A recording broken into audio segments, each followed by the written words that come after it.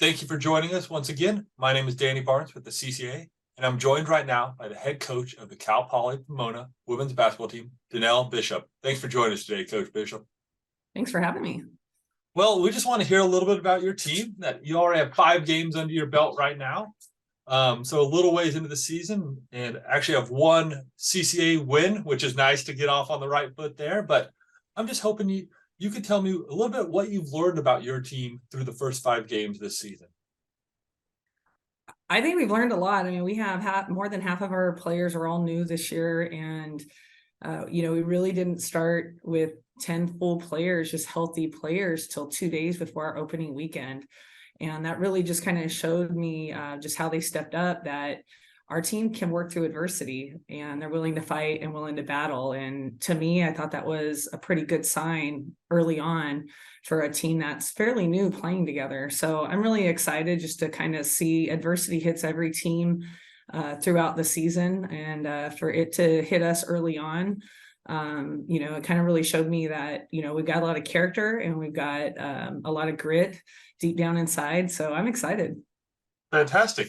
And you talk a little bit about some of those things that have come through early on. I'm going to bring up just a couple stats, but things that have come together, it looks like early on. It seems like your defense is working pretty well for you. You guys are right now allowing opponents only a 34% shooting percentage, 56 points a game.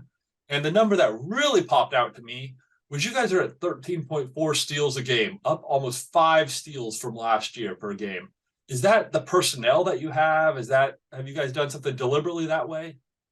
It's always been a focus for us. We just, last year just didn't have certain positions. So I don't know. It's kind of hard to compare, I think, much to last year, maybe, looking at some other years. But this team's just, like I said, we haven't had everybody, really this month has been our kind of month we've been able to kind of get in more practice. But it's just them buying into our defensive concepts and what we do. It takes a little bit of time. And so I think slowly as we continue to develop, we're going to see improvements in that, and rightfully so, improvements in teams adjusting and things like that we're, our opponents that we're playing. But it's exciting to see them kind of buy in. And when you see those kind of little, those little wins, whether it's a steal or things like that, and you see the success, I think that's when the light kind of clicks on, and especially for our new players go, oh, this is what happens when we do this. So that's been kind of exciting. But defense has always been a focus for us. I don't think we're where we need to be at yet, but I don't know what team really is, but we're definitely on the right track. Good. Well, I know I threw out some numbers at you. One more before I go on to my next question. You guys are also second in the conference in assists per game. So that's got to make a coach pretty happy that you're out there sharing the ball. But I talk about the numbers. I can go through a stat sheet and I can ask you a whole bunch more on that one. But what I want to know, and a little insight into the Broncos, are what are some strengths of your team that don't show up in the box score or the stat sheet? Yeah, we really focus on just sharing the ball. That's a big, I think everybody wants to score, not everybody can score though. That's I think the biggest difference. And I think with our team this year, you'll see is, we do have a lot of people that can score. And that's kind of been our team the last so many years, which is a blessing and a curse, I think, when it comes down to postseason awards. And we've got, 4 people in double digits scoring double digits, but it's not quite maybe, the 20, over 20 points a game. It makes it a little harder sometimes when you're trying to select players for postseason awards. But, we don't really focus on that. And, for us, I think you'll see, 3 to 6 people in double digits almost every game, and especially as we continue to learn each other, learn our teammates, and get to play more with each other because we're so new. So I think that's a huge strength of ours is having a lot of people that can score. I think another strength is I think we have players in every position this year. It's nice. We've been a little small the last couple of years, but I think in some of our pretty successful seasons, we've always had true bigs. It's nice that we have some true bigs to be able to go to, and then we have some shooters. We've got point guards that can dish the ball. So I think we can cause some matchup problems potentially against our opponents just by kind of having some of those weapons. So hopefully we can continue just to get better each day and learning each other. That's the biggest part. Since we didn't get to really practice and play as much, just with different injuries and illnesses early on in the season. So now we're in that phase right now, just trying to really learn each other. So it's been exciting when you kind of see those things click. And when you come in, you think there's assists when you come in and you see that, and they get really excited about that. And I think that's a bigger picture. They want their teammates to be successful. They want their teammates to score. And I think early on, that's a pretty good sign. No, great information on that one. All right. So these are a couple of questions for you with the outlook of your team. So you talked about so many new players. Well, let's say you get that buy-in. Let's say you have a little time together on the court, and a team from the GNAC is scouting you guys in mid-February. What do you want them to say the identity of the Broncos are? I want them to see glue on the court. That's what we talk about, glue on the court. And that means that can mean something different to each person. And so our glue is just being all in. And that means for us, accountability, leadership, love, integrity, and nourishment. And there's a lot of things, I'll spare you the details on this, but that's kind of our just key. I think a lot of people say all in and not really understanding what it means. But for us, it has a lot of meaning backed up to it. And of course, I'm giving you non-specific basketball things to start with, but that glue, we want to see togetherness. We want to, be known just for our strong winning culture. And I think if you don't have glue, you don't have that familyness, you're not going to have that.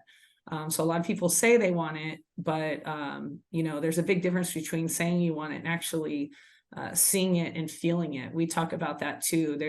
We've already had one game this year where there was no feel of togetherness and what it looked like and also what it felt like. And so we really try to focus on that. Now maybe, we're looking specifically at the basketball piece, for us, that's rebounding.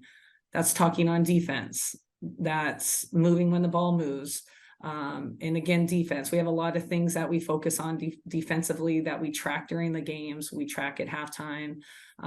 So that's a big, I know a lot of coaches probably say defense, but I can honestly say I've been in, going into my 13th season in the CCAA coaching, 14 years total, that, defense does mean something to Cal Poly Pomona, and it's been a staple in our program for what we do. So we'll continue to do that, and that'll continue to be an identity for us. Fantastic. Good to hear. So what has been something then with so many newcomers? Obviously, you're out there practicing with them for, a month before your first game or something like that. But what has surprised you about your team during these first 5 games that maybe you weren't expecting during the practice part of the year? To be honest, I'm not surprised. Like the people that we brought in have been doing the jobs that we brought them in for. We have some returners, we ran a different defense last year because of our just personnel and situation that we were in last year. So our returners, to be implemented in our defense that we do and things like that, I think they're more than capable because the principles are fairly similar. So I'm not necessarily like surprised because I think we brought them in to do what they're capable of doing. So I know it's probably not the answer that you want as you're asking me, but right now everybody's kind of playing up to the potential that we kind of need them to. And now it's my job and my staff's job as coaches to kind of just challenge them every day. And as coaches, it's never good enough.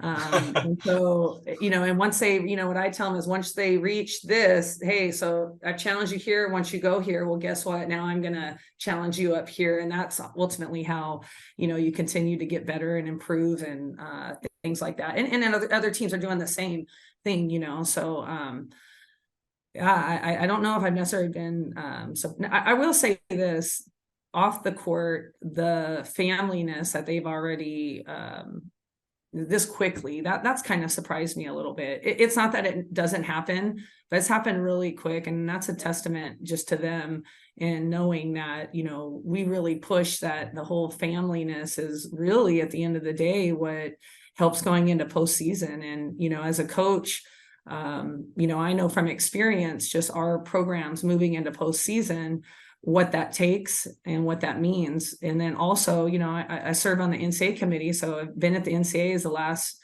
2 years, even during COVID.